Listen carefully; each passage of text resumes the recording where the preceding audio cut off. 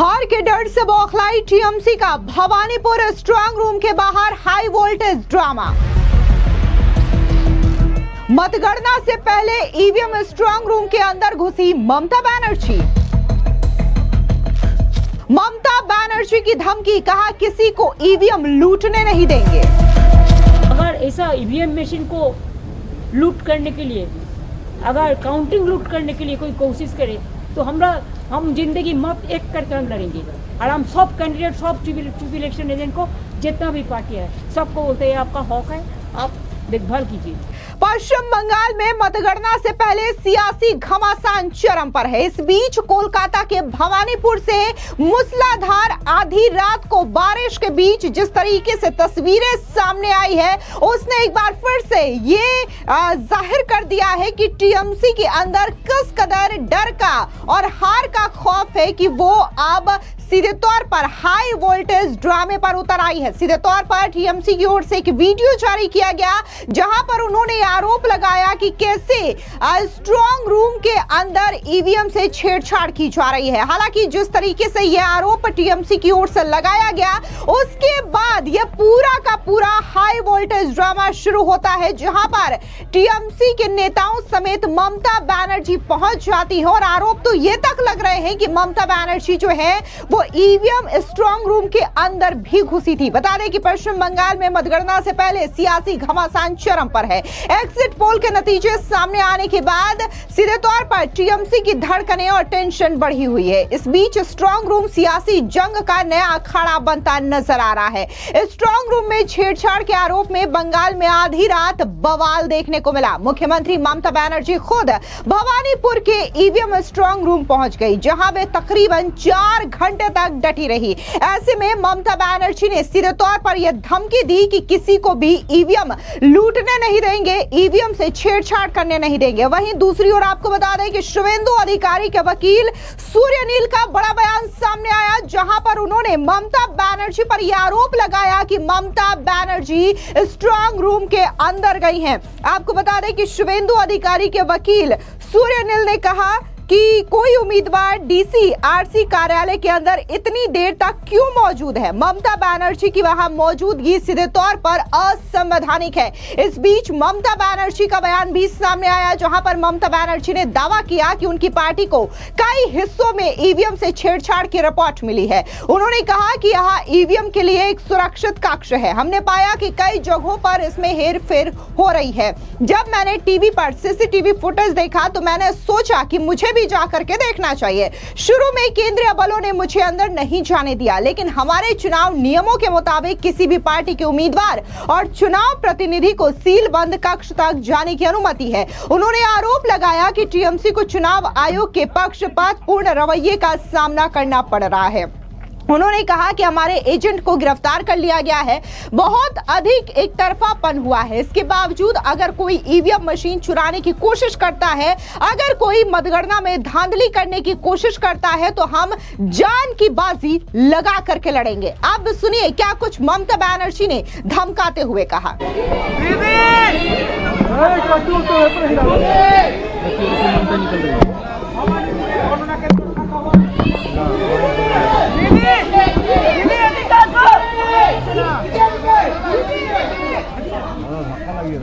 तुम क्यों सब बता रहे हो? Silent silent.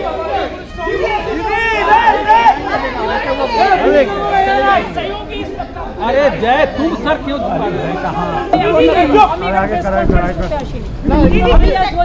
हमने इधर हम इसी पे आए हुए इसी के लिए, ये हमारा काउंटिंग दीदी बांग्ला दीदी बांग्ला ऑलरेडी बोल। Thank you.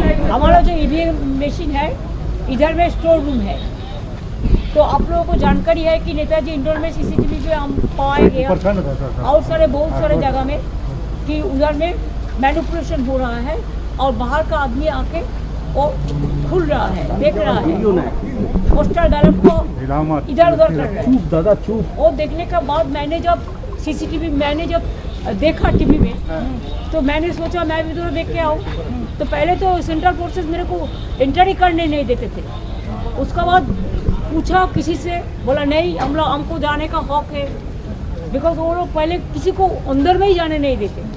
लेकिन as per our election rules, the candidate and election agent of any party is allowed up to the sealed room, not inside the sealed room, but outside at the door of sealed room.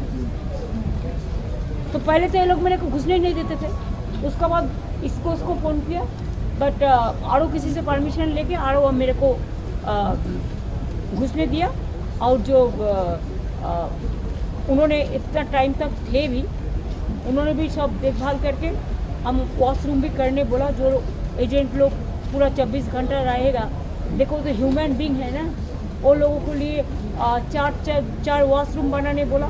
वो किया से बनाएगा, वो उसको भी बोल दिया। जो बनाते हैं, जो बायो टॉयलेट होता है ऐसा टाइप का कुछ चीज़, और 2 घंटा बाद क्लीन करने का भी ज़रूरत होता है। तो इसी के लिए बोला आप कोई गवर्नमेंट का जो है उसका कॉन्टेक्ट कर सकते हैं। दूसरी बात यह है, देखो साइक्लोन हो रहा है, तो बाहर में वो लोग बारिश में भीज रहा था। जो हमारा ऑफिशियल जो एजेंट जिसको परमिशन दिया गया रहने के लिए, तो इधर में होकर 3rd फ्लोर में कैसे दिखेगा? और inside the building was totally closed, building was totally closed, लेकिन inside the building 3rd floor 4th floor कैसे दिखेगा? इधर से कोई कुछ नहीं था। तो इसके लिए तो सीसीटीवी का बंदोबस्त किया, जैसे वो देख सकते हैं नीचे में बैठ के, और उसका माथा को ऊपर में एक कोई जो है कुछ रहने का बंदोबस्त है। तो अभी तो बारंदा में बैठा दिया सब पार्टी के लिए। वो तो ह्यूमन बीइंग है ना, पॉलिटिक्स तो रोज चलेगा, झगड़ा भी चलेगा, लेकिन हम तो ये नहीं चाहते हैं कि लोकतंत्र को वोट जबरदस्ती दखल किया जाए। इतना एट्रोसिटीज हुआ, इतना टॉर्चर हुआ, हमारा एजेंट को इतना अरेस्ट किया, इतना वन साइडेड हुआ, उसका बाद भी अगर ऐसा ईवीएम मशीन को लूट करने के लिए, अगर काउंटिंग लूट करने के लिए कोई कोशिश करे, तो हम जिंदगी मत एक करके हम लड़ेंगे।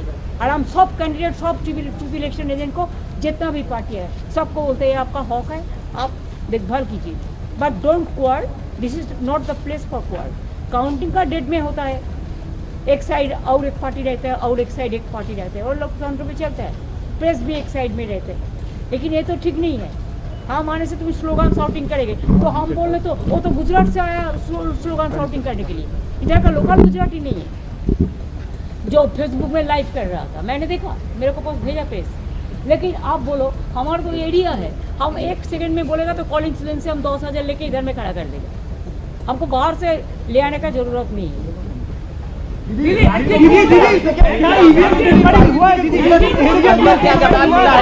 Police is not working under अस।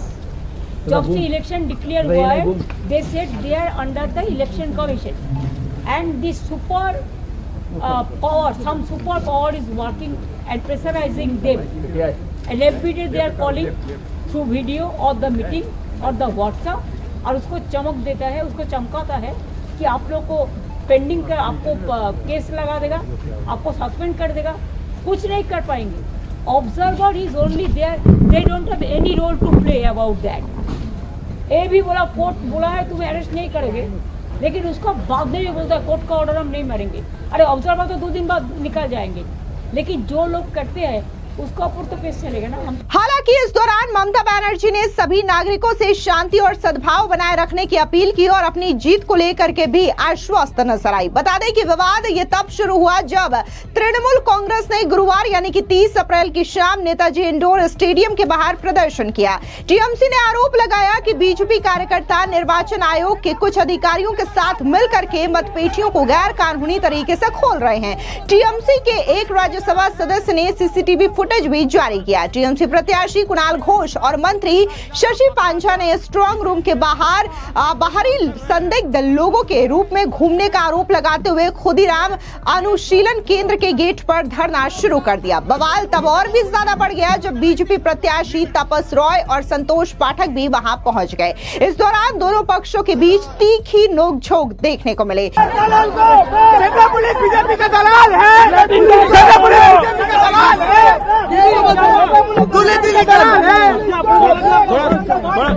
देखिए ये इसका चोरी का इरादा पकड़ा गया, इसीलिए भाजपा आकर गोलमाल कर रहे हैं। हम लोग ये ये जो वो लोग किया था, हम लोग का शांतिपूर्ण धरना था। हम लोग का कुणाल घोष, शशि पांजा, हम लोग शांतिपूर्ण धरना में थे और भी एआईटीसी के पार्टी के इलेक्शन एजेंट्स थे और भी प्रार्थी आए। बीजेपी आके हंगामा किया यहाँ, हम लोग शांतिपूर्ण बैठे थे। আমরা তো শান্তিপূর্ণভাবে ছিলাম, আমরা তো শান্তিপূর্ণভাবে। ওরা এখানে চুরি করার ইরাদায়, ওরা এখানে কাউকে না জানিয়ে আমাদের লোক পৌঁছানোর আগে লুকিয়ে স্ট্রং রুম খুলে কাজ করছিল। ডক্টর পাঁজা, আমি এবং আমাদের টিম আসার পর আমরা এই বিষয়টা হস্তক্ষেপ করি এবং আমরা নজরে আনি। তারপরও আমাদের ঢুকতে দেওয়া হয়নি। এরপরে আমরা যখন বসেছিলাম শান্তিপূর্ণভাবে আমাদের কাজ চলছে, কথা চলছে। क्या मालूम, ऐसा नहीं कर सकता। स्ट्रांग रूम का सामने असेंबली भी नहीं हो सकता। स्ट्रांग रूम का सामने क्या बोले, सिटिंग डेमोन्स्ट्रेशन या अवस्थान जो भी बोलिए और स्लोगन शाउटिंग, ऐसा होना नहीं चाहिए, गलत है। ये कलकत्ता पुलिस क्यों अलाउ किए हैं, ये भी मेरा जानने का हम जानना चाहते हैं। आपका हीटेड आर्गुमेंट भी हुआ था जो पुलिस ऑफिसर, तो होगा ही, तो जो था रूपेश कुमार से हुआ, श्रीकांत से हुआ, कहीं नहीं होगा। हम क्या कमती जानते हैं इस सब के बारे में? वो लोग से ज्यादा ही जानते हैं। नहीं, टीएमसी तो आरोप लगा रही है कि आप लोग मैनिपुलेट करने की कोशिश कर रहे हैं। टीएमसी आरोप लगा रही है कि बीजेपी यानी आप लोग का मैनिपुलेट करने। क्या चीज का मैनिपुलेट भाई, बोलो ना, क्या चीज का मैनिपुलेट करने आए हैं? हम लोग तो नहीं आते, हम लोग तो आए थे दोनों, myself and Santosh Pathak, candidate of Chaurangi. जब सुने हैं, खबर मिला और हमको आने बोला, जाने के लिए बोला, तब हम आए। तो नहीं आएंगे, वो लोग आएगा, हम लोग नहीं आएंगे। फाइनली क्या डिस्कस हुआ, क्या आउटकम? अरे कुछ नहीं है, डिस्कशन की क्या बात है। वो लोग रहे इधर पहरा देने के लिए, वॉच करने के लिए। ये 3 डे काउंसिल, ये कैंडिडेट भी रह सकते हैं,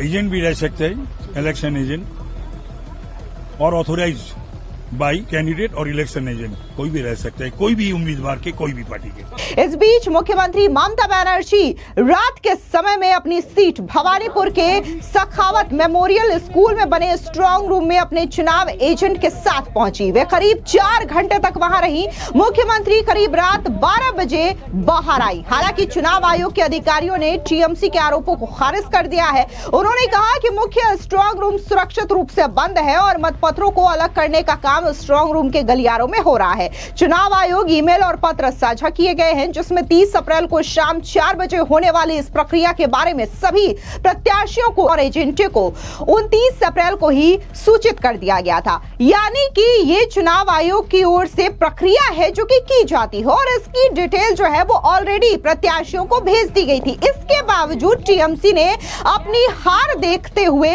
जिस तरीके से एग्जिट पोल में दावे किए जा रहे हैं कि टीएमसी की इस बार करारी हार होने जा रही है और पश्चिम बंगाल में पहली बार बीजेपी की सरकार बन सकती है, और इस एग्जिट पोल को लेकर के टीएमसी इस कदर बौखलाई है कि वो अब लोगों के जहन में अफवाह पैदा करना भी शुरू कर चुकी है। और जिस तरीके से कल आधी रात को ये सियासी हाई वोल्टेज ड्रामा देखने को मिला, ये साफ तौर से दर्शाता है कि आखिर टीएमसी जो है वो किस कदर डरी हुई है अपनी हार को लेकर के, और अब टीएमसी जो कर रही है वो सीधे तौर पर जनता को भ्रम में डालने की कोशिश कर रही है। हालांकि चुनाव आयोग ने इसका मुंहतोड़ जवाब दिया है।